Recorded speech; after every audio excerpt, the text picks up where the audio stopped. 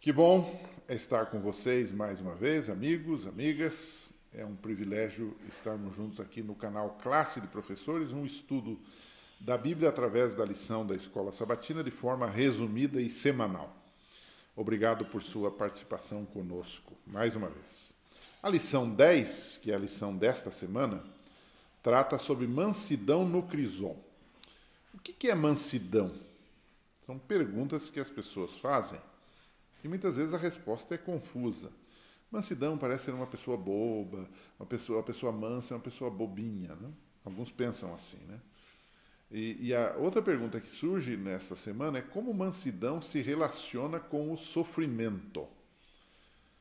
Será que mansidão é uma fraqueza ou mansidão é uma força? O que é mansidão?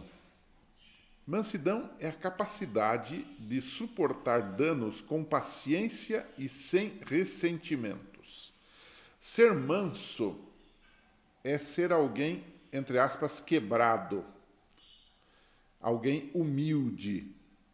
E nós temos na Bíblia vários exemplos interessantes de mansidão e que mostram que isso não tem nada a ver com bobeira, mas tem a ver com alguém que é capaz de suportar dificuldades com paciência e sem ressentimentos. Então você tem o exemplo que salta aos olhos, o exemplo de Moisés, lá no Velho Testamento, né? Ele suportou o povo durante 40 anos e ele suportou Miriam, que era sua irmã, que lhe faz uma crítica, que estava na oposição a ele naquele episódio lá da lepra. Miriam e outros trouxeram dificuldades para Moisés, mas ele suportou isso de forma firme. E isso não o derrotou e não o abalou, né? Moisés continuou orando e intercedendo pelos pecadores rebeldes, embora teve uma ou outra dificuldade em algum momento, próprios da vida.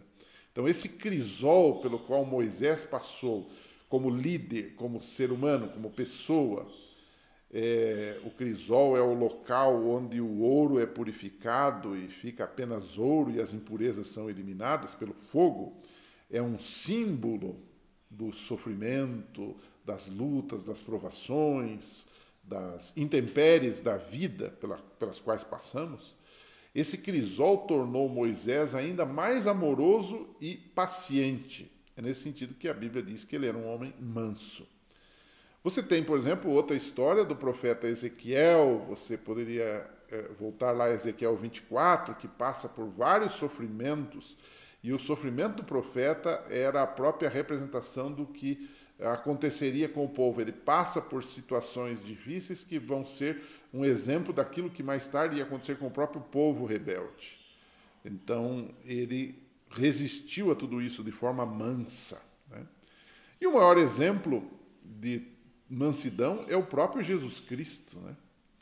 No livro de 1 Pedro 2,21, nós lemos o seguinte: por isso, para isso, ele diz, vocês foram chamados, pois também Cristo sofreu no lugar de vocês, deixando-lhes exemplo para que sigam os seus passos. Ou seja, Jesus foi um exemplo em tudo, também na mansidão e na resistência diante do sofrimento. Agora, como que a mansidão se relaciona com o sofrimento? Isso é uma outra pergunta que surge nessa semana. A mansidão, irmãos, nos coloca acima do desprezo.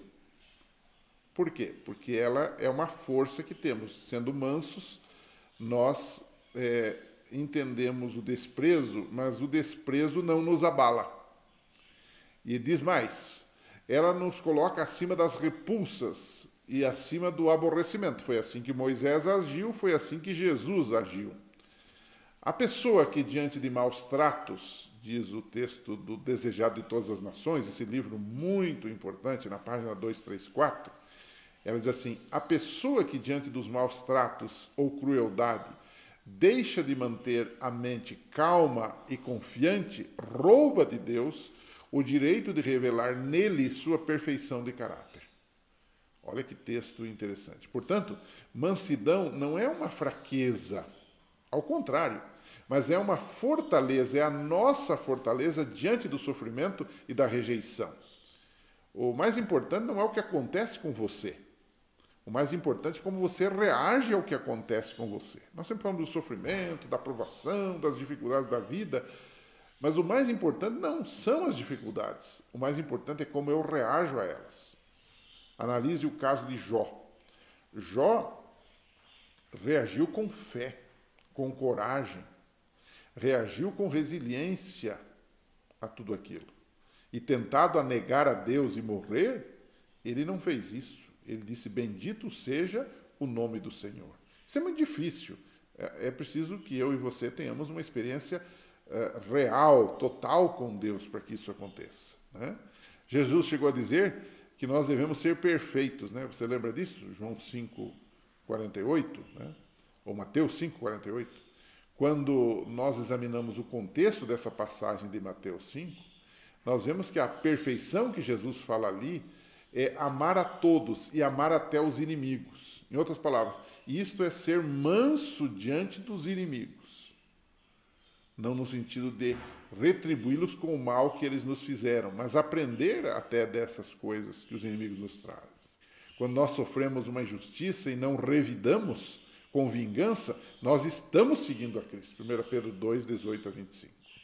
E aí eu queria terminar, e esse é um tema muito precioso e muito importante, levando você para o Salmo 62, versos 1-8. Eu não vou ler aqui, pelo próprio escopo aqui desse vídeo, né?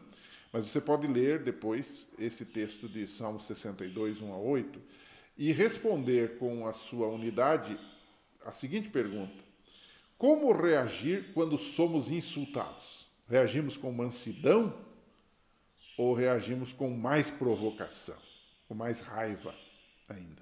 Como reagir quando somos insultados? Salmo 62, 1-8 fornece, no meu modo de ver, uma resposta, né? E aí surge outra pergunta: em que sentido Deus é o nosso refúgio quando somos perseguidos ou provados? Discuta este assunto, converse, isso dá uma boa conversa com seus alunos, um bom diálogo. Eu sempre digo que escola sabatina é participação, então aí está o desafio para você, ou pessoalmente ou lá na sua unidade da escola sabatina no sábado de manhã. Que Deus abençoe você. Nos encontraremos, pela graça de Deus, na semana que vem. Até lá. Um abraço.